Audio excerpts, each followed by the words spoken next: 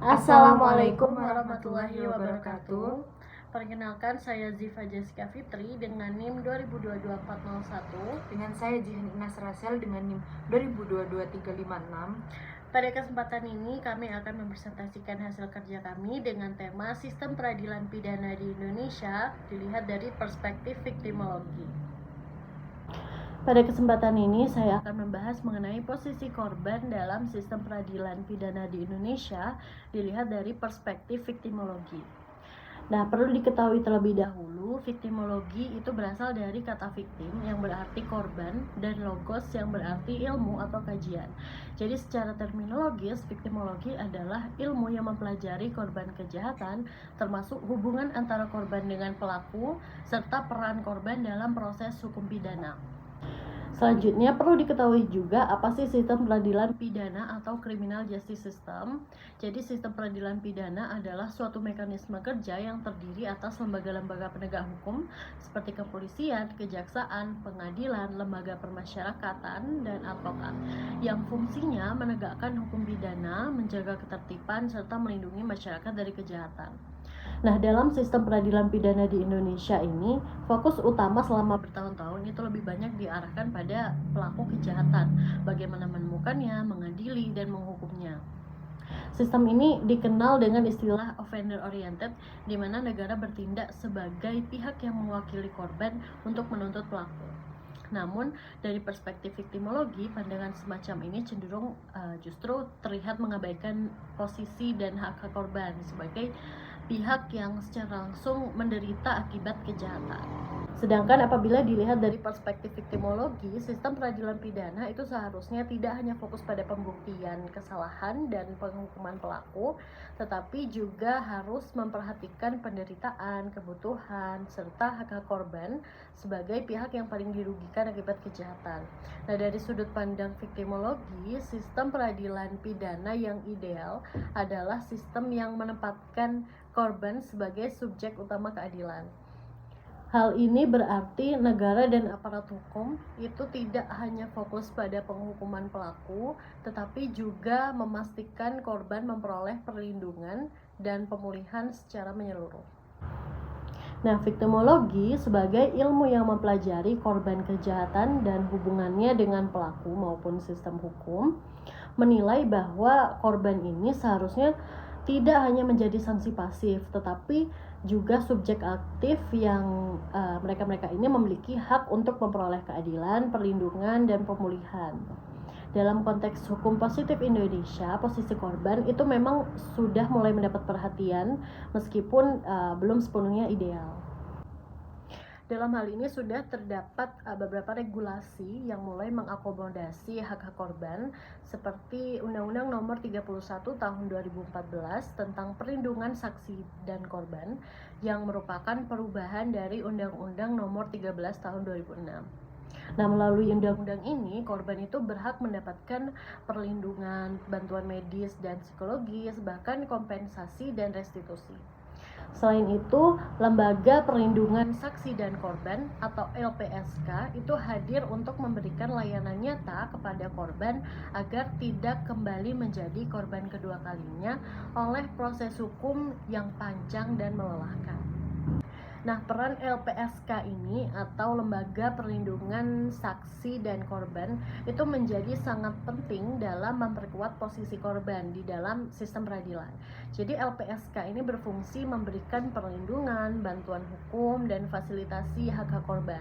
Lembaga ini juga dapat mengajukan permohonan restitusi dan kompensasi atas nama korban serta memberikan perlindungan selama proses penyidikan hingga persidangan berlangsung. Jadi keberadaan LPSK ini merupakan wujud nyata dari pendekatan viktimologis dalam sistem hukum Indonesia karena menempatkan korban sebagai pihak yang harus dijamin keselamatannya dan hak-haknya oleh negara. Nah, meskipun Indonesia ini telah memiliki dasar hukum yang jelas dalam memberikan perlindungan terhadap korban kejahatan, tepatnya di dalam Undang-Undang Nomor 31 Tahun 2014, realitasnya masih banyak sekali persoalan mendasar yang dihadapi dalam implementasi. Tantangan tersebut tidak hanya berkaitan dengan aspek normatif, tetapi juga terdapat aspek struktural moral, dan kultural dalam sistem penegakan hukum di Indonesia. Nah, secara normatif, pengaturan mengenai hak-hak korban ini memang telah ada, namun belum terintegrasi secara sistematis dalam Kitab Undang-Undang Hukum Acara Pidana sebagai hukum acara pidana utama. Jadi KUHP yang disahkan melalui Undang-Undang Nomor 8 Tahun 1981 itu masih menganut paradigma lama yang menempatkan korban sebagai pihak luar dalam proses peradilan pidana. Korban tidak memiliki locus standi atau kedudukan hukum untuk mengajukan keberatan, permohonan hukum, atau intervensi dalam proses penyidikan, penuntutan, dan pemeriksaan di pengadilan. Sementara itu, di negara-negara dengan sistem hukum yang lebih modern seperti Belanda dan Jerman, korban sudah diberi hak untuk mengajukan pernyataan dampak kejahatan atau victim impact statement di persidangan yang dapat mempengaruhi putusan hakim, khususnya menentukan bentuk dan beratnya pidana. Seperti yang sudah saya jelaskan sebelumnya, jadi posisi korban ini memang masih sering berada di bawah bayang-bayang negara dan aparat penegak hukum. Nah, proses hukum lebih menekankan pembuktian kesalahan pelaku, bukan pada pemulihan penderitaan korban. Misalnya dalam banyak kasus kekerasan atau kejahatan seksual, korban itu seringkali mengalami trauma ganda, baik dari peristiwa kejahatan itu sendiri maupun dari proses pemeriksaan yang kurang sensitif terhadap kondisi psikologis mereka. Dari perspektif victimologi, seharusnya sistem peradilan pidana di Indonesia ini berfungsi secara restoratif, bukan semata-mata retributif. Artinya, keadilan itu tidak berhenti pada penghukuman pelaku, melainkan juga memastikan korban itu memperoleh pemulihan yang layak. Nah, konsep restoratif justice ini yang mulai diadopsi oleh Polri, Kejaksaan, dan Mahkamah Agung sebenarnya merupakan langkah menuju paradigma baru ini.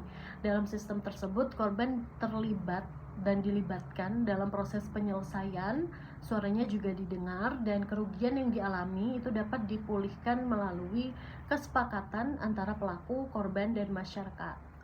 Tetapi dalam praktiknya posisi korban di Indonesia ini masih banyak sekali kendala yang dihadapi. Salah satu permasalahan utama adalah kurangnya kesadaran dan pemahaman korban tentang hak-hak yang harusnya mereka dapatkan.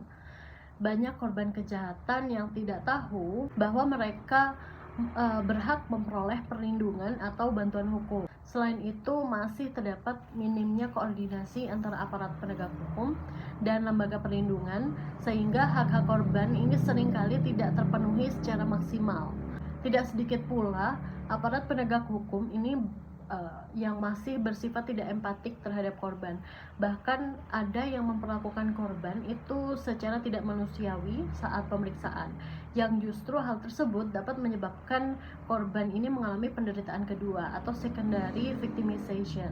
Selain itu, mekanisme restitusi dan kompensasi bagi korban juga belum berjalan efektif. Proses administratif yang rumit dan belum adanya sistem yang terintegrasi antara pengadilan, kejaksaan, dan LPSK seringkali menghambat korban untuk memperoleh haknya. Akibatnya banyak korban yang tidak mendapatkan ganti rugi sama sekali, padahal dalam undang-undang pun telah dijamin hak-haknya. Situasi ini menunjukkan bahwa secara normatif posisi korban memang sudah diakui, tetapi secara praktis pelaksanaannya masih jauh sekali dari harapan.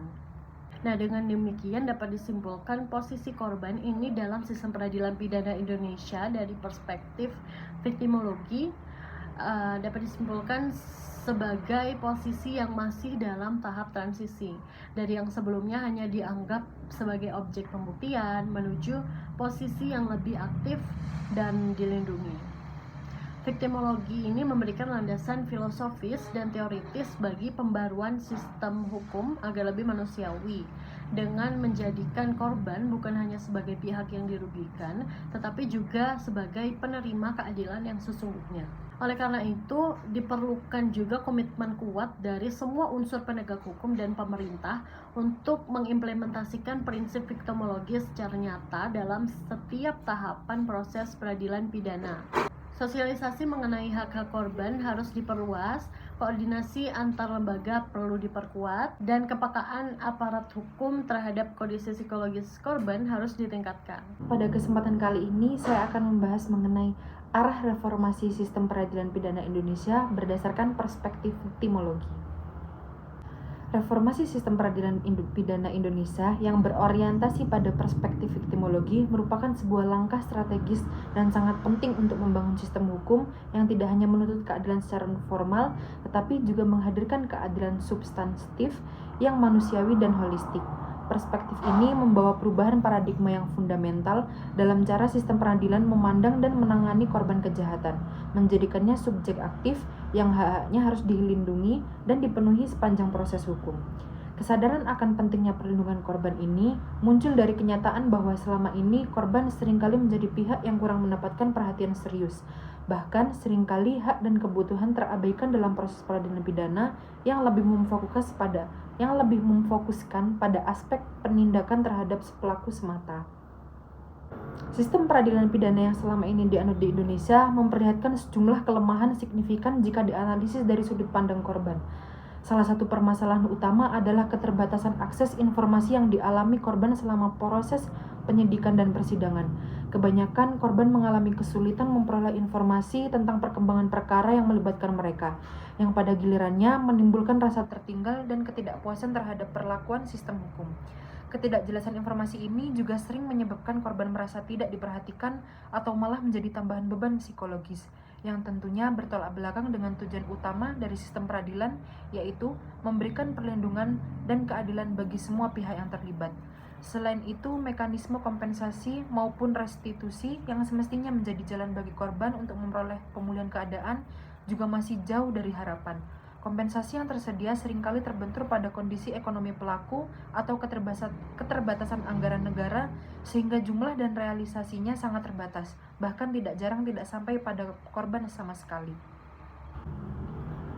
Dalam rangka mengatasi problematika tersebut, viktimologi mengusulkan pendekatan victim-centered justice, sebuah paradigma yang menempatkan korban sebagai pusat perhatian utama dalam penegakan hukum. Paradigma ini tidak hanya mengubah posisi korban dari objek ke subjek hukum, tetapi juga menuntut agar seluruh prosedur hukum memperhatikan kondisi fisik, psikologis, dan sosial korban sejak awal proses. Sebagai contoh, dalam kasus-kasus kekerasan dalam rumah tangga, perdagangan manusia, maupun pelecehan seksual, korban sering mengalami trauma berat yang harus menjadi perhatian khusus oleh aparat hukum, sehingga proses hukum tidak menambah penderitaan mereka. Hal ini menuntut transformasi prosedural seperti penyederhanaan mekanisme pelaporan, perlindungan selama persidangan, serta penyediaan pendampingan psikologis yang profesional. Salah satu wujud nyata dari aplikasi perspektif viktimologi adalah penerapan prinsip keadilan restoratif yang telah diatur dalam aturan hukum Indonesia seperti Peraturan Kapolri Nomor 8 Tahun 2021 serta Surat Edaran Jaksa Agung dan Mahkamah Agung. Keadilan restoratif menitikberatkan pada penyelesaian perkara dengan melibatkan korban secara langsung dan mengutamakan rekonsiliasi antara korban, pelaku, dan masyarakat. Model ini sangat bermanfaat untuk perkara ringan yang memungkinkan penyelesaian di luar persidangan formal, sehingga proses hukum menjadi lebih cepat, efektif, dan memberi kepuasan bagi korban tanpa harus mengalami tekanan panjang dari sistem peradilan. Pada dasarnya, keadilan restoratif berusaha mengembalikan nilai-nilai kemanusiaan dan hubungan sosial yang mungkin rusak akibat tindak pidana, sehingga tidak hanya menghukum pelaku, tetapi juga memberikan ruang bagi pemulihan korban secara psikologis dan sosial. Namun, penerapan keadilan restoratif tetap harus diimbangi dengan perlindungan menyeluruh bagi korban agar hak-hak mereka tidak terabaikan atau bahkan dikorbankan demi kepentingan pelaku. Prinsip ini menjadi sangat penting terutama dalam kasus-kasus berat, seperti kekerasan seksual, korupsi, dan tindak pidana narkotika, dan kejahatan yang berdampak luas.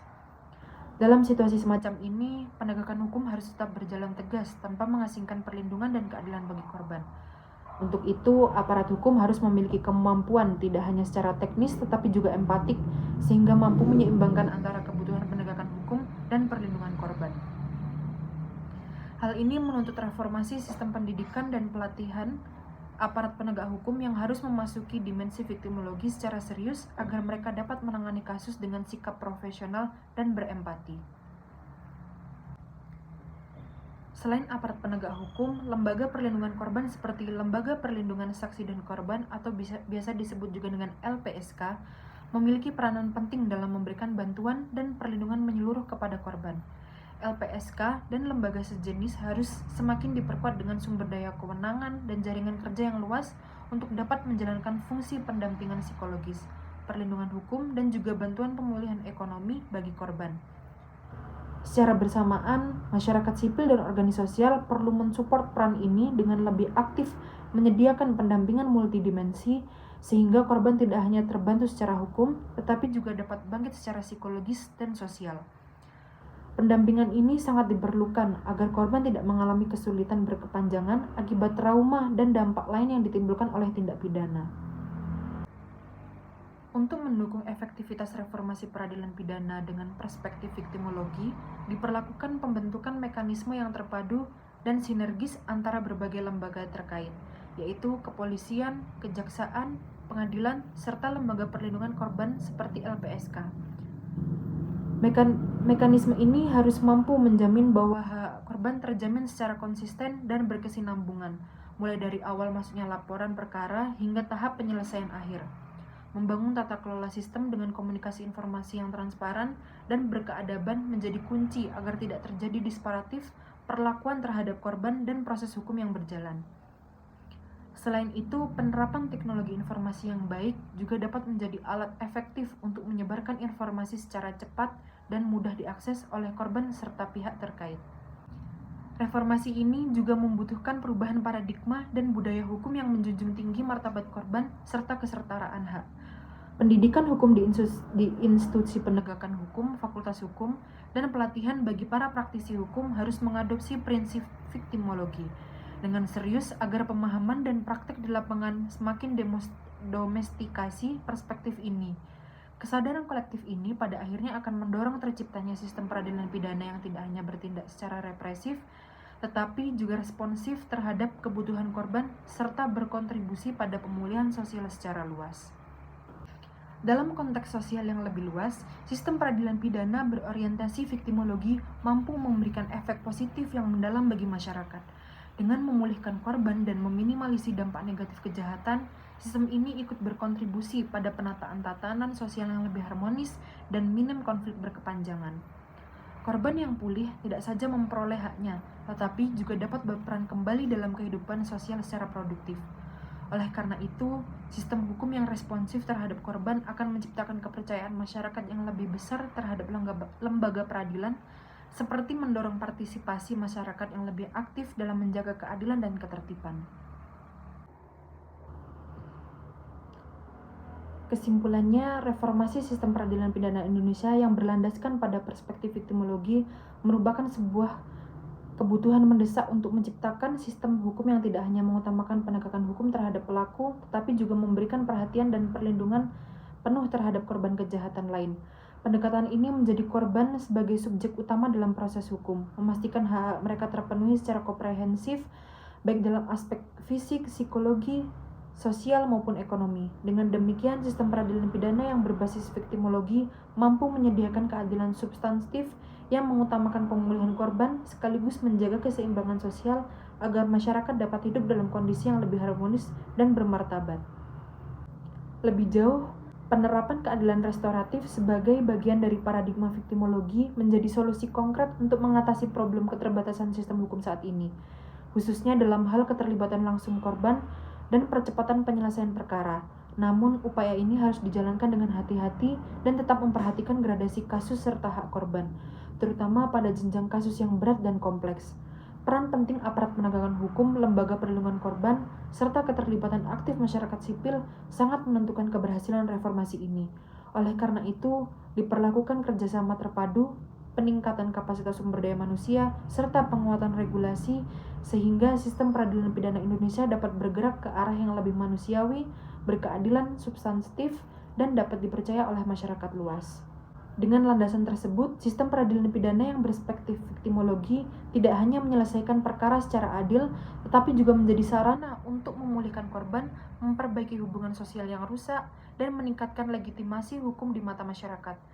Ke depan, komitmen untuk menjadikan korban sebagai pusat perhatian dalam setiap proses hukum harus terus dikembangkan agar keadilan benar-benar dirasakan oleh seluruh pihak, tidak hanya oleh pelaku kejahatan, melainkan juga oleh mereka yang menjadi korban sekaligus bagian dari kehidupan sosial yang sehat dan aman.